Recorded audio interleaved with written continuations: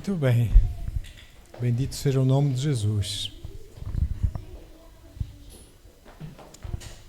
Aleluia, aleluia.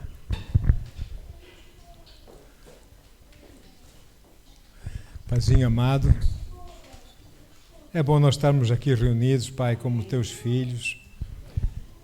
Sabemos, Senhor, que estás aqui no nosso meio, Pai.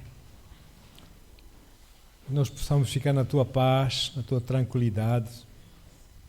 Apesar dos dias serem maus, não precisamos que o nosso coração se turbe, se preocupe, mas devemos continuar na tua perfeita paz, Senhor.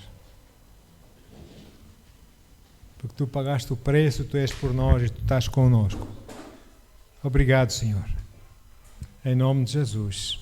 Amém. Aleluia. Irmãos, nós sabemos que na palavra de Deus,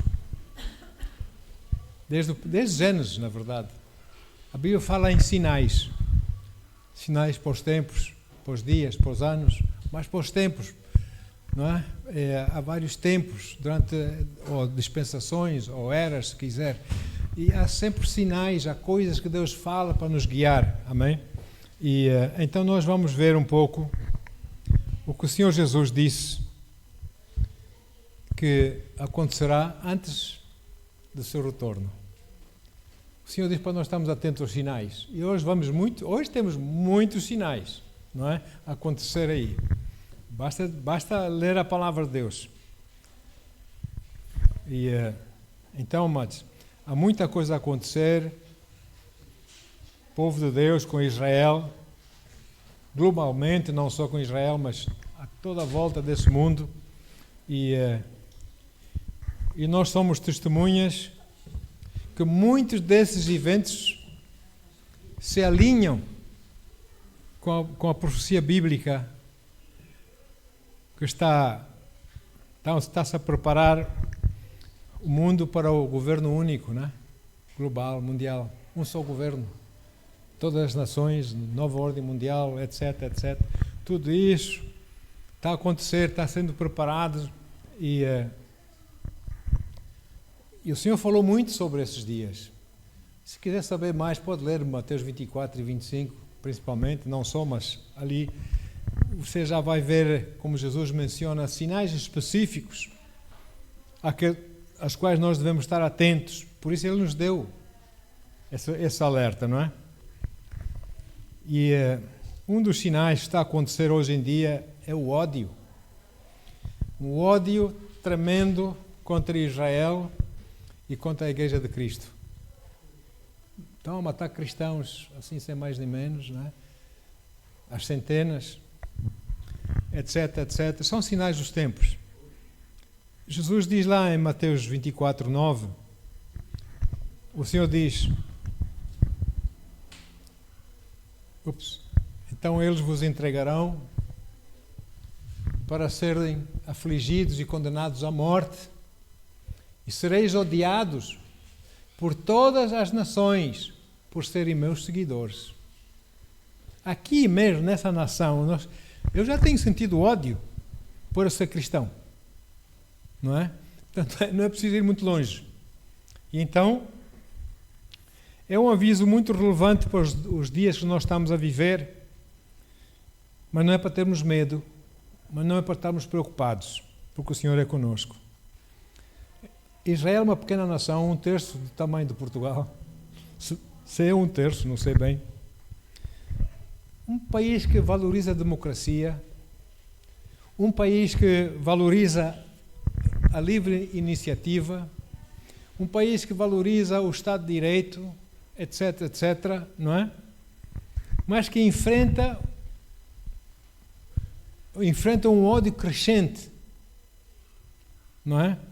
Antissemitismos e coisas que os irmãos certamente veem nas notícias ou leem nos jornais, todas essas coisas contra Israel, como se Israel fosse um país horrível, só gente má ali, não é? Mas Jesus disse que isto tinha que acontecer, não é? Até nações e instituições que no passado, e um passado bastante recente até em alguns casos, apoiavam Israel, como as Nações Unidas, etc., eles mudaram as suas posturas contra Israel. Mudaram. E então, por que tanto ódio crescente contra Israel, contra a Igreja do Senhor? Isso vai muito além da política, isso vai muito além dos interesses dos homens aqui nas coisas do pó. Isso tem a ver com guerra espiritual. É uma guerra espiritual que está a ficar cada vez mais intensa. E sabe que os demónios, eles usam seres humanos, não é? Porque a terra, quem manda aqui, quem tem domínio sobre a terra são os humanos, ou não? Ou eles entram na pessoa e usam a pessoa, porque a pessoa é que tem domínio na terra, ou eles influenciam. Se você ler com atenção a palavra de Deus, nós vemos que sobre as cidades, sobre as terras, há atividade demoníaca que domina as cidades, etc, etc, não é? Então, infelizmente, a maior parte das pessoas, que elas até nem são más, no fundo, Deus as ama e ama muito, mas elas estão cegas. O inimigo cegou o seu entendimento para que eles não vejam a luz do Evangelho da glória do Senhor Jesus, para que eles não entendam. Se nós falarmos alguma coisa da Bíblia, da palavra de Deus, para eles é loucura, porque eles estão cegos, não é? E o inimigo cegou-lhes o entendimento. É isso que o inimigo faz e tem feito, e agora cada vez mais, porque estão a chegar momentos muito importantes para ele, que ele quer que aconteçam, etc, etc. Mas nós podemos ver em 2 Coríntios 4, versículo 4, 2 Coríntios 4, 4, a palavra diz, o Deus, nota bem, desta presente era perversa. Esse Deus não é o nosso Deus, é um Deus com o D minúsculo. Amém? Ele é um Deus, Paulo diz que ele é um Deus, Satanás. Desta presente era perversa, cegou o entendimento dos descrentes, das pessoas lá fora, cegou o seu entendimento, a fim de que não vejam a luz do Evangelho da glória de Cristo, que é a imagem de Deus, que eles não vejam religião, vejam isto, mas não a verdade do Senhor.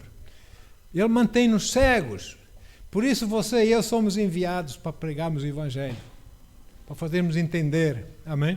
Etc, etc, para eles poderem ouvir, ter algum conhecimento. Mas o inimigo trabalha, ele esforça-se para agitar ódio, tudo aquilo que é de Deus, tudo aquilo que se chama Deus, não é? Então, quem é que lembra de Deus? Israel é a igreja, não é? Então, eles atacam, eles fazem, não é? Porque o próprio Jesus, o Filho do único Deus vivo e verdadeiro, que com a sua morte e ressurreição derrotou Satanás, nasceu em Israel, faz parte daquele povo, naturalmente, não é? Faz parte daquele povo e então ele detesta, ele quer vingar-se, mas a derrota foi-lhe infligida, é uma derrota eterna. Ali nada a fazer, não é? Então, presentemente, Satanás influencia o sistema perverso desse mundo. Irmãos, tanta coisa, tanta perversidade. Eu nunca imaginei.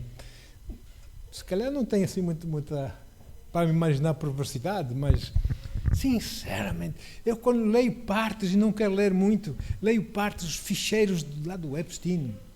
Horrível. Eles adoravam Baal, matavam crianças e coisas assim. Não sei se é verdade, também não quero especular aqui, mas coisas horríveis estão a sair, não é? Isso é perversidade, não é? Isso é perverso. De quem vem? De onde é que vem essa perversidade toda? E, irmãos, e não só isso, mas como outras coisas. A política, tudo engana, mentira. O que é hoje, amanhã já não é. Não tem palavra, não é? É só interesses, é só egoísmos, é nada, não é? Entretenimento, aquilo que devia ser para entreter as pessoas, é perverso. É perversidade. Parece que os homens, ou de hoje, as pessoas de hoje, entretêm-se na perversidade. Parece que não há mais nada para se entreterem, não é? E todos nós sabemos de onde é que vem isso. E então, sinceramente, o alvo, eu creio, que é, como eu disse, levar o mundo a ficar debaixo do controle de um único governo global, preparar a vinda do anticristo para reinar, não é? Aqui na Terra, o representante de Satanás aqui na Terra. E esse anticristo vai se apresentar como um líder de paz, já sabem disso, já falamos disso, mas deixa-me só para lembrar um pouco, refrescar a memória. Ele vem como líder de paz, embora o seu objetivo, embora ele faça um tratado de paz com Israel, o seu objetivo é destruir Israel. Sempre foi, não é? Destruição de Israel. E estabelecer-se a ele e o seu sistema como a liderança sobre todas as nações. O apóstolo Paulo diz, pelo Espírito Santo, lá em 2 Tessalonicenses 2, versículos 3 a 4, ele diz assim: Não vos deixeis enganar de forma alguma por ninguém, porquanto antes daquele dia virá a apostasia, e então será revelado o homem da iniquidade, ou seja, o anticristo, o filho da perdição. E 4, aquele que se opõe, olha aí, ele opõe-se e se exalta acima de tudo o que se chama Deus, ou é objeto de adoração, a ponto de se assentar no santuário de Deus, lá no templo, lá em Jerusalém, apresentando-se como Deus. Vai chegar esse dia, não é? E então tudo que é de Deus é para deitar fora, é lixo. Hoje já as pessoas, a maior parte das pessoas, infelizmente, já têm essa atitude, não é? E Deus é mau, as pessoas de Deus são más, etc, etc. E então ele opõe-se a tudo o que é de Deus e que é objeto de adoração. Nós adoramos o Senhor ou não? Não é? Eles odeiam isso. Então, para já, a Igreja do Senhor Jesus Cristo está aqui na Terra. Enquanto ela estiver na Terra, Satanás não vai poder manifestar fisicamente esse seu representante, o anticristo. Não vai poder. Porque quem o impede é a Igreja de Cristo aqui na Terra. Não é? Enquanto a Igreja estiver aqui, o Espírito já anda aí, as maldades já acontecem e tudo mais, mas ele mesmo pessoalmente não dá. Está impedido de se manifestar. Porque a igreja, as portas do inferno não prevalecerão contra a igreja. Quando as portas do inferno, no sentido, são portas do inferno, mas também são os grandes generais, todos os líderes satânicos, etc. Não vão prevalecer contra a igreja de Cristo. Então ele quer se manifestar, ele quer, mas não vai poder enquanto a igreja cá estiver. Vamos ver. Aqui em 1 Tessalonicenses 2, versículos 6 e 7, a palavra de Deus diz o seguinte. De facto, 1 Tessalonicenses 2, da mesma forma, nunca nos dedicamos... não é isto não. O que é que eu disse? 2 Tessalonicenses... pois claro. 2 Tessalonicenses 2, 6 e 7. Peço perdão. É a segunda, ok. No entanto, vós sabeis o que está detendo a manifestação do anticristo. Nesse momento, para que ele seja manifestado no seu devido tempo. Olha aí. Na realidade, o mistério da iniquidade já está em ação, ou não? A maldade está por todo lado, não é? Restando tão somente que seja afastado aquele que agora o detém. Os biblicistas usam do grego, essa palavra que para português foi traduzida para seja afastado, eles dizem que é o arrebatamento. Nós vamos ser afastados daqui da terra, vamos ser tirados. Porque é a igreja que o detém de se manifestar. Amém? Glória a Deus. Por quê? Porque você e eu temos o Espírito Santo a habitar dentro de nós. Bendito seja o nome do Senhor. Maior aquele que está em nós do que aquele que está no mundo. Então, amados, uma vez que a igreja seja retirada, então o anticristo vai se manifestar. Vai se manifestar e vai se revelar ao mundo, bem como as suas verdadeiras intenções. Vai ser caótico, irmãos, vai ser caótico. Aquilo que nós chamamos de perseguição, tribulação, sofrimento, agora não é nada comparado com aquilo que vem aí. Por isso o Senhor vem nos tirar, ou não? Primeiro, porque aquilo é o Senhor, é a ira do Senhor, não é? Que Ele vai manifestar. Ora, muito bem, continuando. Durante um breve instante, durante um breve tempo, a igreja vai ser arrebatada, não vai haver verdadeiramente crentes na terra. Fomos todos arrebatados, não é? Vai haver um tempinho curto em que esse tempo não vai ter crentes e o anticristo vai se poder manifestar rapidamente, porque logo de seguida o Senhor vai levantar 144 mil jovens judeus que aceitam Jesus Cristo como o Messias em suas vidas. O Senhor vai levantar esses judeus para evangelizarem a palavra de Deus. Agora já não é mais com nós, igreja, gentios, agora é com eles, povo de Deus. Amém?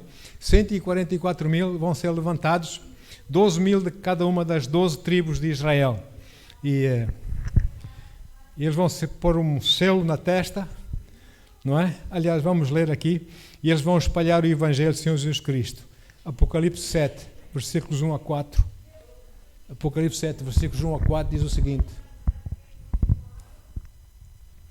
E depois destas coisas, vi 4 anjos que estavam sobre os 4 cantos da terra, retendo os 4 ventos, já para ver tempestades e coisas, não é? Para que nenhum vento soprasse sobre a terra, nem sobre o mar, nem contra árvore alguma. Olha só. E vi outro anjo que subiu da banda do sol nascente e que tinha o selo do Deus vivo e clamou com grande voz aos 4 anjos a quem fora dado o poder de danificar a terra e o mar. Esse anjo bradou, ele disse: não danifiqueis a terra, nem o mar, nem as árvores, até que tenhamos assinalado ou selado, não é, nas suas testas os servos do nosso Deus. E eu vi o número dos assinalados, ou dos selados, que levaram o selo de Deus, e eram 144 mil assinalados de todas as tribos dos filhos de Israel. 12 mil de cada tribo, não é? Muito bem, então, glória a Deus. Agora, mas nós, entretanto, aqui na terra, como igreja, nós temos de estar atentos a sinais, porque Deus, desde o princípio, desde Gênesis, Deus deu sinais. Para que esses sinais? Para nos fazer lembrar, para nos mostrar o caminho é por aí. Isto vai para acontecer, fica firme. Faz assim, para nós entendermos que Deus fala conosco. Muitas vezes Ele fala, nós não ouvimos a sua voz, precisamos ter sinais, Ele põe sinais, não é? Deixa-me ver, desde Gênesis que eu disse, não é? Para nos guiar pelo caminho que nós devemos andar, para nos avisar de antemão, coisas estão para acontecer, etc. Sinais nos céus, sinais, vários sinais, não é? E Gênesis capítulo 1, versículo 14, Gênesis 1, 14, diz assim: declarou Deus, haja luminares no firmamento do céu, os planetas, as estrelas, os astros, não é? No firmamento do céu, a fim de separar o dia da noite, e sirvam eles de sinais. Para quê? Para definir as estações, os dias e os anos. Então Deus muitas vezes dá-nos sinais das estrelas, dos planetas, etc. Né? Eles falam-nos conosco. E Ele avisa-nos coisas que estão para vir, que estão na sua palavra, para nos fazer lembrar, cuidado. Não é? Ou como nós devemos, nosso coração deve estar descansado em Deus. Isso vai estar para acontecer, mas eu sou convosco, não temam, etc, etc.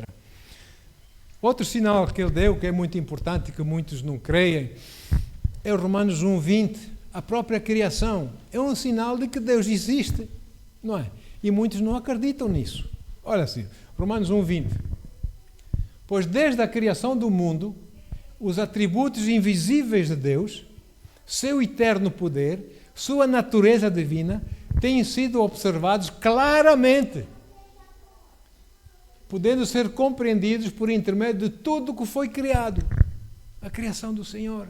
Diz-nos que há um Criador, há Deus, não é? De maneira que tais pessoas são indesculpáveis, as pessoas que não creem que haja um Deus, não é? É um sinal, toda a criação é um sinal que me diz que Deus existe, não é? Então, toda a criação é para mim um sinal, é para nós um sinal, como também um sinal, aquilo que os profetas falaram da parte de Deus e que foi registado naquele livro que nós chamamos de Bíblia, através dos milénios, não é? São sinais, são avisos, são conselhos que Deus nos dá. A estrela de Belém, lá no Natal, estrela de Belém.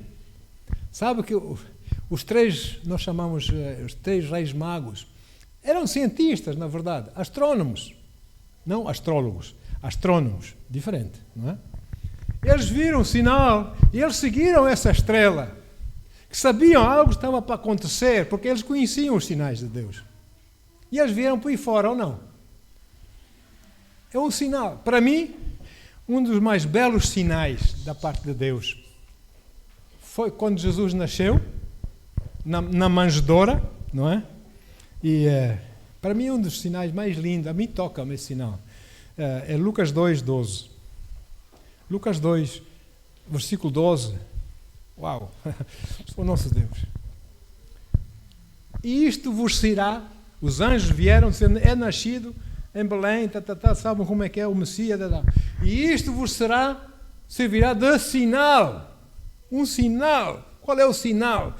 Encontrareis um recém-nascido, envolto em panos, deitado sobre uma manjedoura. Uau! Os anjos, da parte de Deus, trouxeram a mensagem para os pastores. Se um pastor de ovelhas entende, então certamente todos os homens entenderiam, porque são pessoas simples. Que Deus diz, olha, o sinal é este. Jesus não nasceu num berço de ouro, nem nada disso. Ele nasceu numa manjedoura, humildemente, não é? Este é um sinal. O bebê na manjedoura. O Messias nasceu.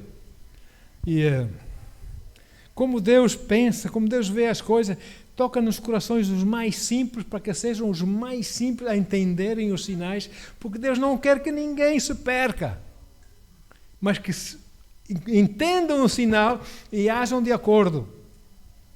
Não é? Há pessoas que dizem, eu cá para mim, eu não acredito nada nisso, eu não preciso nada, não preciso nada desses sinais, dessas coisas, não é? Mas, meu querido, esses sinais, Deus dá-nos a fim de nos mostrar, a fim de nos fazer lembrar, talvez, quem sabe, se nós lemos a palavra, fazer lembrar que a importância de nós buscarmos a Deus diariamente em todas as áreas de nossas vidas. Nós estamos com Deus, nós falarmos com Deus. É importante isso, e às vezes Ele dá-nos sinais para dizer, olha, lembra-te, olha que eu avisei, olha, é assim, mas tem calma. Eu sou contigo, não é? Chega-te a mim. E então, nós buscamos a sua face diariamente. Porque há pessoas que acreditam que a teologia que eles acreditam, que eles têm para eles, é aquela que está 100% certa. E quem não concordar com a teologia deles, então a teologia daqueles que não concordam com eles está 100% errado. Não, irmãos. Temos que entender como é que Deus convence os nossos espíritos. É pela sua palavra.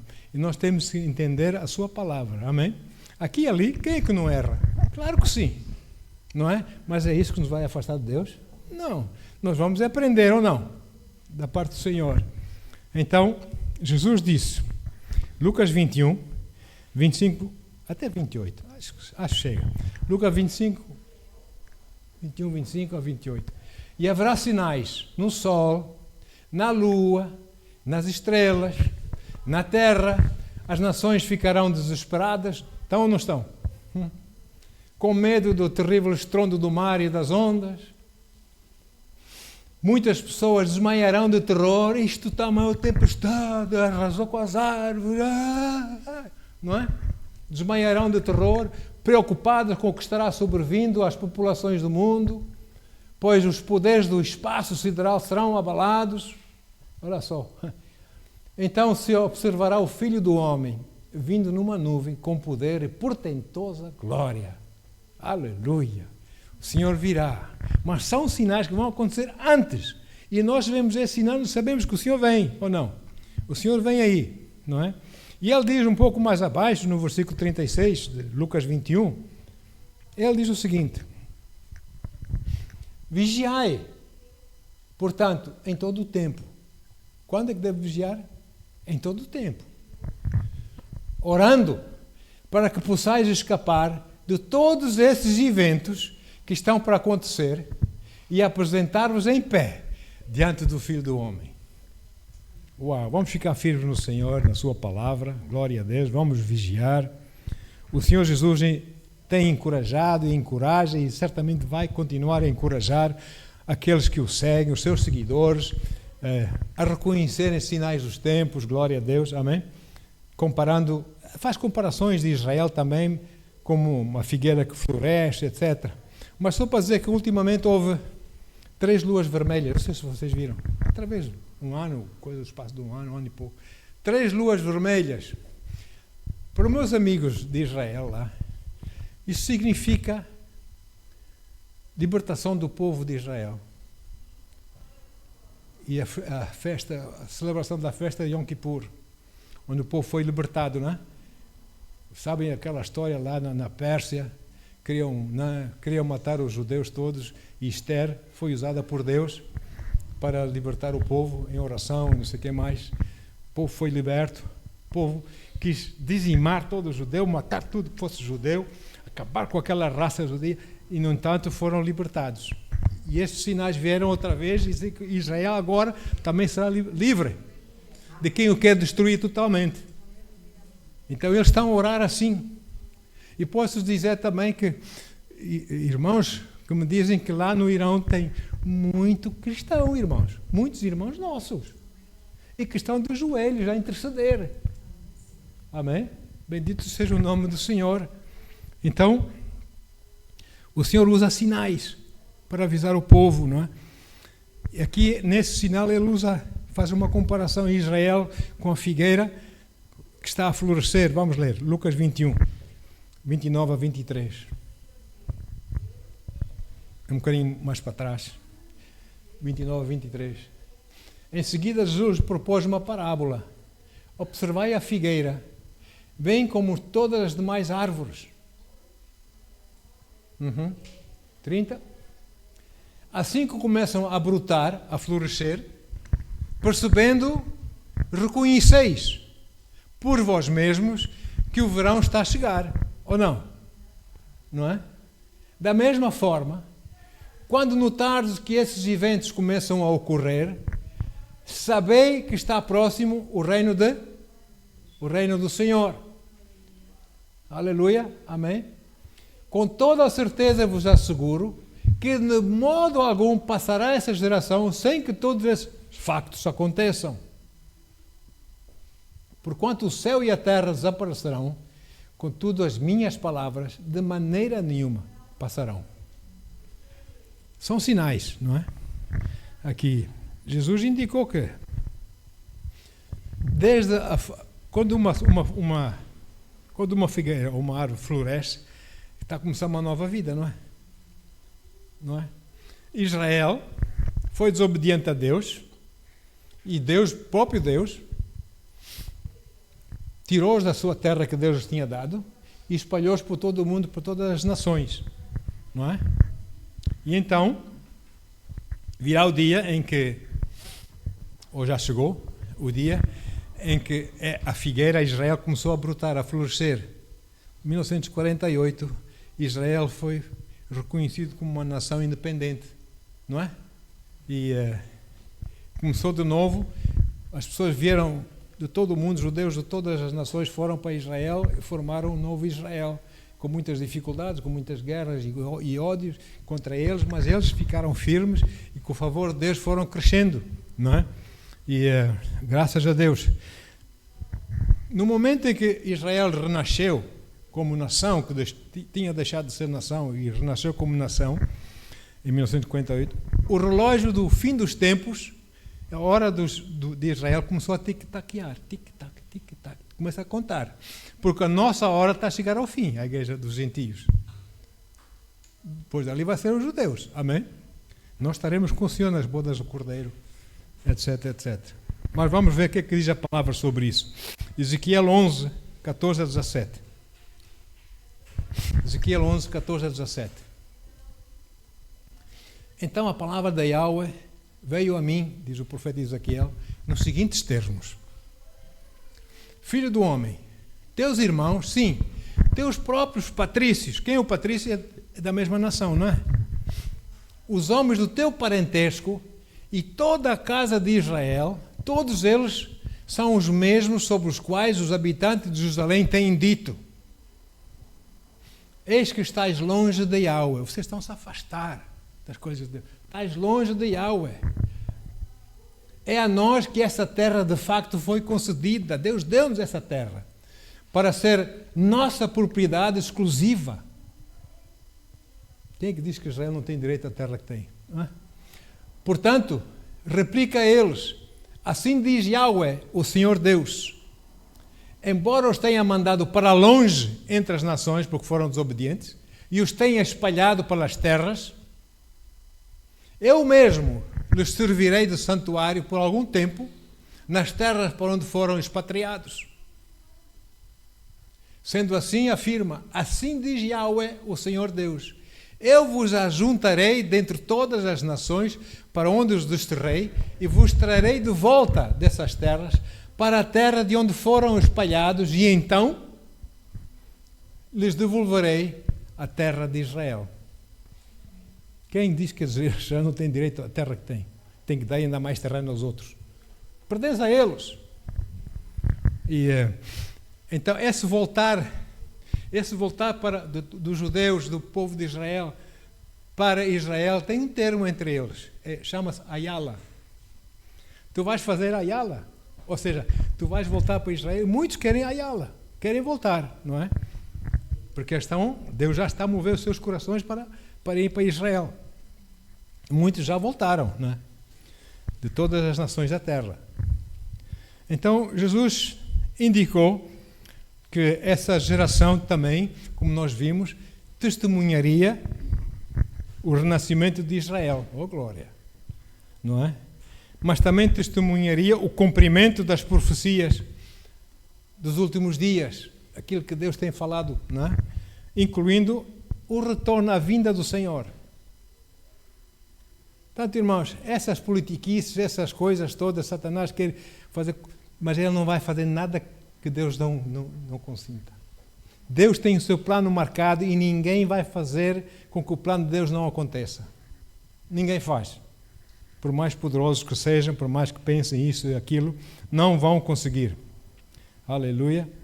Então, entretanto, debaixo dessa guerra espiritual, a Igreja de Cristo aqui na Terra, nós também fazemos guerra espiritual, nós também oramos sobre essas entidades, essas coisas do reino das trevas, tomamos autoridade em nome de Jesus, oramos e lançamos a autoridade do Senhor, no nome do Senhor em nós, tomamos autoridade, conquistamos, etc., louvamos ou glorificamos a Deus e no meio desse mundo, para a glória do Senhor, para ganharmos almas para o Senhor, etc. Amém? No meio do mundo que está em turbulência e confusão e perversidade extrema. Jesus diz assim: apesar de todas essas dificuldades, nós vamos continuar a pregar. E olha aí, Mateus 24, 14.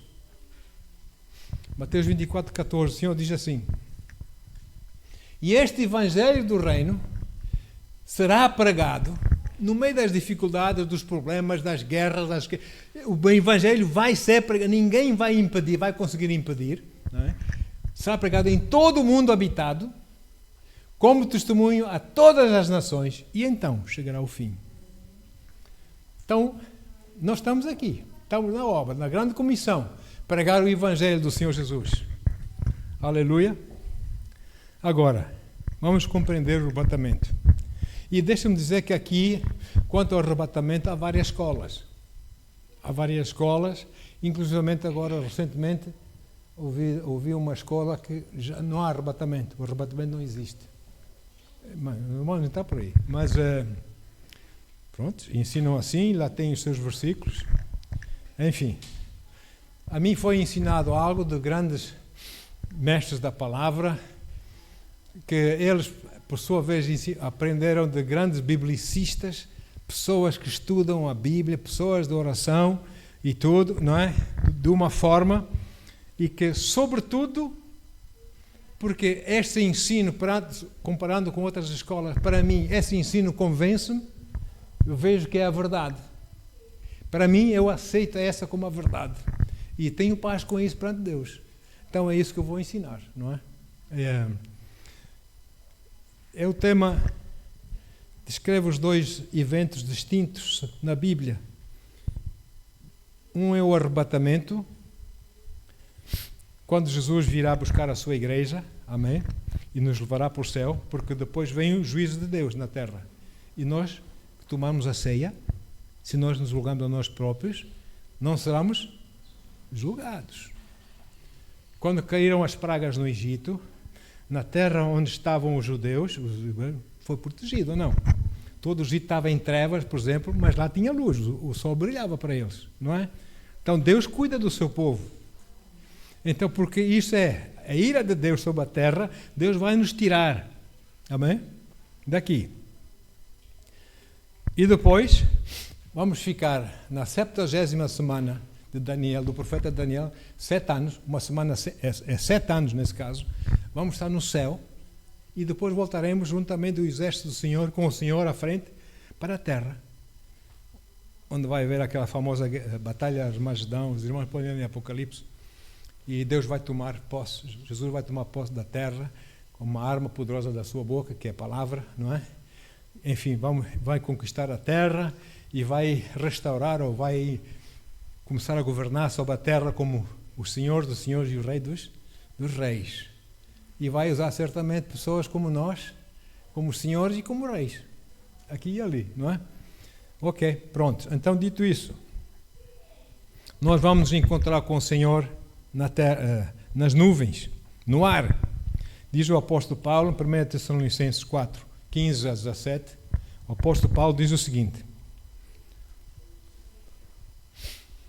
afirmamos a todos vós, pela palavra do Senhor, que nós, os que estivermos vivos, quando se der o retorno do Senhor, certamente não precederemos os que dormem nele, os que morreram nele.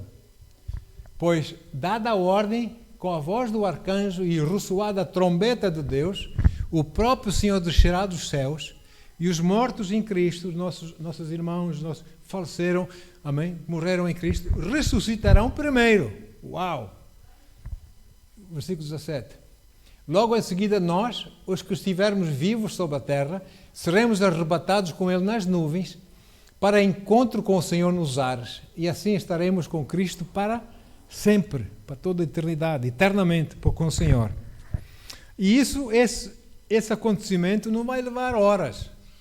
A Bíblia diz que no momento, não abrir e fechar olhos, não é? Diz a palavra, lá em 1 Coríntios 15, 50 a 52, diz assim. 1 Coríntios 15, 50 a 52. Contudo, irmãos, eu vos afirmo que carne e sangue, essa carne, esse sangue, não podem herdar o reino de Deus. Nem o que é perecível pode herdar o imperecível. Eis que eu vos declaro um mistério. Nem todos morreremos, nem todos adormeceremos, mas certamente todos seremos transformados, para podermos estar na presença de Deus, não é? Seremos transformados. Continuando a ler, 52. No momento, não abrir e fechar de olhos, assim, pá, ao som da última trombeta.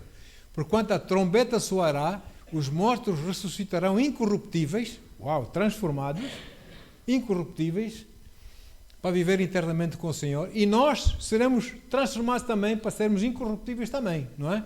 Versículo 53.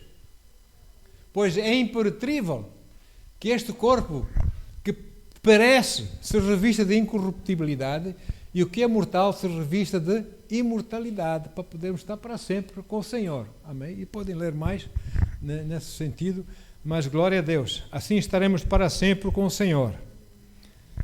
Agora, o foco do arrebatamento, o Senhor tirar a sua igreja, chamem como quiserem, o foco de Deus, depois de nós sairmos daqui para fora, o foco volta para Israel, não é? O seu povo, no cumprimento de profecias, incluindo a profecia de Daniel, do profeta Daniel, não é? Sobre aqueles 7 anos de tribulação, 7 anos depois da igreja ser levantada, 7 anos antes da batalha de Armagedão. Esses 7 anos, o que é que vai acontecer aqui? São as 70 semanas de Daniel. Diz assim, Daniel 9, 24 a 27. Cada semana aqui são 7 anos, não são 7 dias, 7 anos. Veja aqui. 70 semanas estão determinadas para o teu povo, Israel, certo? E a tua santa cidade, Jerusalém, a fim de fazerem cessar toda a transgressão, todo o mal, toda a transgressão, dar fim à prática do pecado, expiar a iniquidade e as culpas, não é? Implantar a justiça eterna, cumprir a visão e a profecia, ungir o Kodesh, ou seja, o lugar santíssimo, reconsagrando o templo, 25. Assim, sabe e entende isto. Desde quando partir o decreto real para restaurar e para reedificar Jerusalém, amém?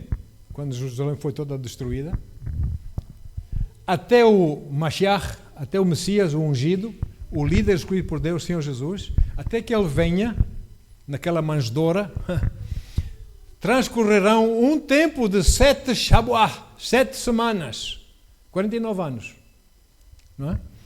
E 62 semanas, 49 anos um templo e depois mais, 62 semanas. Então, a cidade será reconstruída com ruas, praças, muros, trincheiras, mas em tempos árduos e hostis. Não é? Continuando a ler. Decorridas nota bem, as 62 semanas, são 70, não é? Mas 62 semanas. O ungido passará pela morte. Quem é ungido? Jesus. Não é? Decorridas as 62 semanas, o ungido passará pela morte e, portanto, será tirado da cidade. Ele não morreu fora da cidade, Jesus. A cidade e os santos dos santos são destruídos pelo povo do governante que virá, o povo romano. Que destruíram, não ficou pedra sobre pedra, Jerusalém e tal, né? E o fim chegará com uma inundação. Guerras continuarão até o último dia. É o que estamos a viver, né? Guerras e mais guerras. Assolações de todo tipo já foram determinadas. Versículo 27. Esse governante, pois, com sagacidade, firmará com muitos um pacto. Esse é o anticristo. Que durará uma semana, 7 anos, tribulação. Mas na metade da semana, ele ordenará o fim do sacrifício e das ofertas de manjares. Acabou-se o pacto com Israel. Acabou isso. E em uma das principais alas do templo será colocado o sacrilégio terrível contra Deus mesmo. A grande abominação até a consumação, que são 3 anos e meio mais à frente, o fim que já está decretado para alcançar e exterminar o assolador. Vai ser exterminado também, não é? O assolador. Então, esse período de 7 anos, conhecido como tribulação, é um tempo de juízo, agitação, com muita intensidade, coisa, caos, situação caótica, né? Sem precedentes na Terra, mas nós já não estamos aqui. Como acabamos de ler, o anticristo vai estabelecer um tratado de paz com Israel, o qual ele vai quebrar no meio, ao fim de 3 anos e meio, quebra-se e entra em ação, faz as coisas dele, as verdadeiras intenções deles, etc., e declara-se Deus. Agora, o nosso papel como igreja, antes do Senhor vir, você e eu fomos chamados a reconhecermos e a operarmos na palavra de Deus e a espalharmos a palavra de Deus, amém? Reconhecermos os sinais do tempo, sem medo, com paz em nossos corações. Não tenham medo, tenham paz. O Senhor Jesus diz para nós não nos desesperarmos. Em outras Bíblias diz que o vosso coração não se turbe, não é? E Mateus 24 podem ler sobre isso, mas ele sempre diz: tenham paz, não tenham medo, não fiquem desesperados. E com os acontecimentos à vossa volta. O apóstolo Paulo põe assim a situação aqui em 2 Tessalonicenses 2, versículo 2. O apóstolo Paulo diz o seguinte: não permitais que o vosso modo de crer seja influenciado. Não, eu acreditava assim, já não vou acreditar mais assim. A Bíblia diz assim, já não vou ser assim. Não sei. Não permitais que o vosso modo de crer seja influenciado, nem fiqueis amedrontados por causa de profecia. Muitas vezes é profecia, falsa profecia, você continuando a ler. Palavra ou carta atribuídos indevidamente à nossa autoria. Naquele tempo havia cartas e profecias e coisas de homens que eram contra Paulo, que queriam dizer que Paulo estava totalmente errado, os seus ensinos estavam errados, que não há nada disso, Jesus não vai vir nada, já veio e não sei o que, muita coisa, né? E ele avisa: não se turbe o vosso coração, como se o dia do Senhor já tivesse chegado, como ele já tivesse... Não, ele está para vir, amém? E temos sinais que tem que acontecer antes dele vir. Ao invés, vamos encarar a situação segundo os ensinos do Senhor e tomar a oportunidade, que Ele está-nos a dar a oportunidade. Deus está-nos a dar a oportunidade, amém? Para nós podermos testemunhar às pessoas, sabendo que Deus já nos escolheu como um tempo como este. Assim como a rainha Esther. Conhece a história de Esther, não é? Ela foi muito corajosa, Esther. Lá foram buscar escolher uma rainha para o rei lá na Pérsia e buscaram as virgens de várias nações, as mais lindas, puseram lá naquele harém. Não é? Eles tinham que passar em frente ao rei uma vez só, e o rei dizia sim ou sopas. Pronto, e nós sabemos que Esther orou. E Esther foi ousada, foi lá uma vez, mas tornou a ir outra vez, teimosamente. Não foi? E falou do Senhor, e falou do seu povo de Israel, que estava ali com o outro lá, o braço direito dele queria matá-los todos, Mordecai, não é? Queria acabar com eles todos, etc, etc. Sabem da história. E o que diz a profecia sobre Esther? Durante essa situação, Esther 4:14, a Bíblia diz o seguinte. Não sei qual é a tradução que você tem, mas vamos ver aqui nesta. Porquanto se calares, se ficares calado, se tu não falares, nesse tempo crucial que tens que falar, certamente socorro e salvação surgirão da outra parte para os judeus. Tu não vais falar, não vais salvar, mas eu vou salvá-los, não é? Mas tu e a tua casa e a casa do teu pai, os teus familiares, todos sereis aniquilados. Não é? Quem sabe, eu não gosto muito dessa tradução, mas outras traduções dizem, quem sabe se não foi para este dia que foste nomeada rainha da Pérsia? Ou seja, outras Bíblias dizem que tu foste chamada para um tempo como este, não é? Para falar. Então nós somos chamados para um tempo como este, queridos, para nós falarmos das coisas de Deus. Amém? Para trazermos a salvação, para trazermos conhecimento às pessoas. E se nós hoje temos que enfrentar tribulações e coisas porque as pessoas não nos entendem, porque as pessoas não gostam de nós, por sermos de Cristo, etc, etc. Então, essas tribulaçãozinhas que nós passamos, comparado com o tempo da tribulação, não é nada. Amém? E os desafios que nós, como cristãos, temos de enfrentar hoje, irmãos, basta saber que você é evangélico, como eles dizem evangélico. Eu não gosto muito, eu sou cristão, mas respeito quem diz que é evangélico. Pronto, nós já temos oposição social, nós já temos as pessoas a pôr-nos de lado, não é? Temos resistência até por parte de governos. temos resistência por parte de instituições, temos hostilidades culturais, porque não pensamos da mesma forma que eles, e, enfim, e são precursores de coisas que vêm aí que são muito piores, que vêm aí, não é? O Senhor Jesus, no entanto, ele avisou-nos em João 16:33. Aleluia, bendito seja o nome do Senhor. Ele diz assim: eu vos preveni sobre esses acontecimentos, para que em mim, não medo, mas paz, em mim tenhais paz. Neste mundo sofrereis tribulações, dificuldades, perseguições, etc. Mas sabe uma coisa? Tende fé em mim, confiai em mim. Sejam corajosos, porque eu venci o mundo e eu estou convosco. Jamais vos deixarei, jamais vos desampararei. Maior é aquele, o Espírito Santo, que habita em nós do que aquele que anda no mundo. Ei, vamos atravessar isso, mas eu estou lá convosco. Amém? Então tenham paz, não tenham medo. Tenham paz. Então a tribulação vem, mas o Senhor vai vencer o fim da tribulação e vai haver a vitória final de Cristo.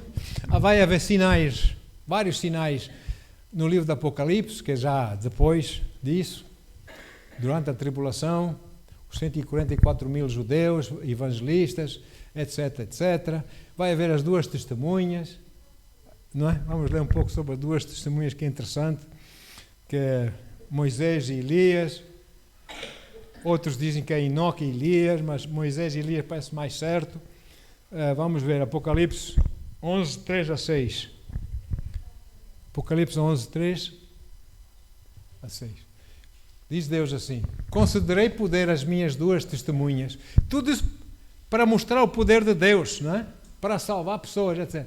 Concederei poder às minhas duas testemunhas durante a tribulação, debaixo do anticristo, a fim de que profetizem durante 1260 dias, 3 anos e meio, em trajes escuros de pano de saco. Versículo 4. Estas testemunhas simbolizam as oliveiras e os 2 candelabros que permanecem firmes na presença do Senhor em toda a terra. 5. Se alguém tentar causar-lhes algum dano, da boca deles sairá fogo. Uau! Olha esse sinal. Boca. Não põe lá gasolina ou sei lá o que é. Não. Sai mesmo fogo. Não é? E da boca sairá fogo, que devorará os seus inimigos. Portanto, é assim que deve ser destruída. Que deve ser destruída qualquer pessoa que intentar contra as suas vidas. As testemunhas de Deus. Continua a ler, versículo 6. Esses homens têm a capacidade de trancar o céu, de maneira que não chova durante o tempo em que estiverem profetizando. Quem é que trancou o céu? Elias. E não choveu, não é? E tem o poder de transformar a água em sangue. Quem transformou a água em sangue? Lá no Egito, Moisés, não é? E ferir a terra com toda a espécie de flagelo, as pragas. Tantas vezes, quantas quiserem, não são 10, mas agora quantas quiserem. É mais um sinal das coisas de Deus, não é? E são testemunhas da verdade de Deus. E mesmo no meio de todo o esforço do anticristo acabar com essa coisa de Deus, essa coisa de acreditar em Deus, acabar com tudo isso, no meio disso vai haver esses sinais para mostrarem o poder e a verdade de Deus, não é? E o fim da tribulação é a batalha de Armagedão, como já falamos, não é? Aleluia.